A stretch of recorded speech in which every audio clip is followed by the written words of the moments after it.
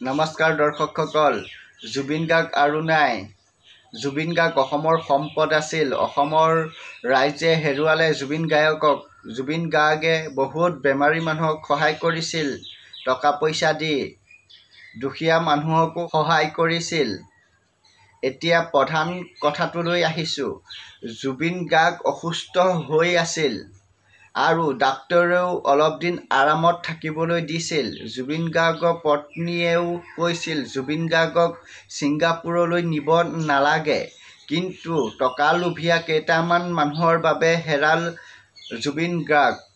জুবিন কেইটামান মানুহৰ বাবে সোণৰ কণী পৰা হাঁহ হ'ব পাৰে, কিন্তু জুবিন গাৰ্গ বহুত লোকৰ বা বহুত অনুৰাগীৰ বাবে ভগৱান আছিল।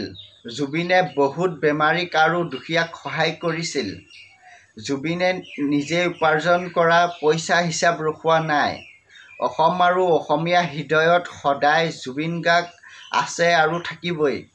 আৰু জুবিন এলাপেচা মানুহ নহয়। জুবিন অসমীয়াৰ আৱেগ। জুবিন অসমৰ এটা সম্পদ। আৰু জুবিনৰ মৃত্যু খবৰ 8 ঘণ্টাতকৈ বেছি সময় লুকুৱাই ৰাখিছিল জুবিনৰ লগত থকা কেইজনে। আৰু ছিংগাপুৰৰ জেনেৰেল হস্পিটালত নিথৰ দেহ পৰি থকা সময়ত নৰ্থ-ইষ্ট ফেষ্টিভেলৰ আয়োজক শ্যাম কানু মহন্তই বিজনেছ ছামিট অনুষ্ঠিত কৰি আছিল। শ্যাম কানু মহন্তই অসমৰ সংবাদ মাধ্যমত আবেলি 3 বজালৈকে জুবিনৰ একো হোৱা নাই বুলি কৈছিল।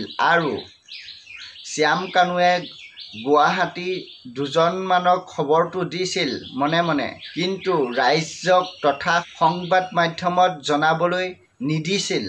আৰু ছিংগাপুৰৰ অসম এছ'চিয়েশ্যনৰ সত্য বাতৰিটো 19 ছেপ্টেম্বৰ শুকুৰবাৰে 3 বজালৈকে লুকুৱাই ৰাখিছিল। আৰু ৰিতু কলিতাই আচল কাহিনী ক'লে।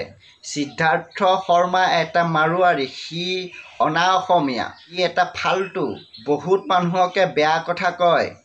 আৰু জুবিন গাৰ্গৰ ঘৰলৈ অসমৰ বহুত ঠাইৰ পৰা যুৱক-যুৱতীসকল আহে।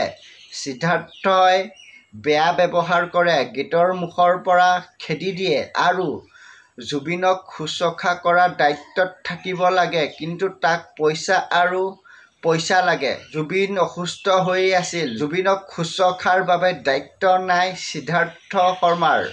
আৰু অনা-অসমীয়াবোৰে অসমীয়াক বেয়া পায়, সুযোগ লৈ টকা কেমোৱা ধান্দা কৰে। আৰু 2011 চনৰ পৰা জুবিন গাৰ্গক ধ্বংস কৰা কুকুৰটোৱে হ'ল শেখৰজ্যোতি গোস্বামী। তাৰ নাম ডাঙৰ ডাঙৰ বাতৰি চেনেলত ওলোৱা নাই। আৰু অসমৰ সকলো আৰক্ষী থানাত বৰ্তমানলৈকে কোনো গোচৰ ৰুজু কৰা নাই। আৰু শেখৰজ্যোতি গোস্বামীয়ে জুবিন গাৰ্গক এন.কে প্ৰডাকশ্যনৰ লগত সম্পৰ্ক বেয়া কৰিলে। এন.কে প্ৰডাকশ্যনৰ লগত সম্পৰ্ক বেয়া হোৱাৰ পৰাই জুবিনৰ বেয়া দিন আৰম্ভ হৈছে। আৰু ৰিতু কলিতাই জুবিনৰ পত্নীক বহুত বাৰ কৈছিল শেখৰজ্যোতি গোস্বামী অনা-অসমীয়া, এইবিলাক মানুহ বেয়া, এদিন জুবিন গাৰ্গক ধ্বংস কৰি দিব। আৰু শেখৰজ্যোতি গোস্বামীয়ে টয়োটা হিয়েছ জুবিনৰ গাড়ীখন ভাঙিছিল। তাৰ পিছত জুবিনক ভৰিত ধৰি ধৰি আকৌ জুবিনৰ লগত কাম কৰিছিল। তাৰ পিছত আকৌ বেলেগ এখন গাড়ী বেয়া কৰিছিল। চলি থকা গাড়ীখনৰ পৰা জাপ মাৰি নামি দিছিল। গাড়ীখন গৈ ক'ৰবাত খুন্দা খাই ভাঙি-চিঙি গৈছিল। সেই গাড়ীখন ৰিতু কলিতাই ভাল কৰিবলৈ নিছিল। পিছত শেখৰজ্যোতি গোস্বামীয়ে কৈছিল ৰিতু কলিতাই টকা খাইছে গাড়ীখন ভাল কৰাৰ নামত। এতিয়া ডাঙৰ কথাটো হ'ল জুবিন গাৰ্গক মৰা মানুহটোৱেই হ'ল শেখৰজ্যোতি গোস্বামী। আৰু জুবিন গাৰ্গক কেনেকৈ লুটিব লাগে সেইটোৱেই তাৰ অংক। আৰু সকলো মানুহে কৈছে শ্যাম কানু মহন্তৰ দোষ, কিন্তু শ্যাম কানু মহন্তৰ দোষ নাই।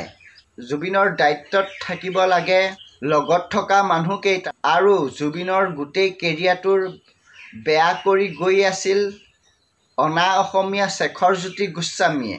জুবিন গাৰ্গৰ বিষয়ে যিখিনি ক'লোঁ, মাজত ভুল ভ্ৰান্তি হ'লে মাফ কৰিব। আজিলৈ বাতৰিটো ইমানেই আছিল। জয় আই অসম, জয় জুবিন গাৰ্গ।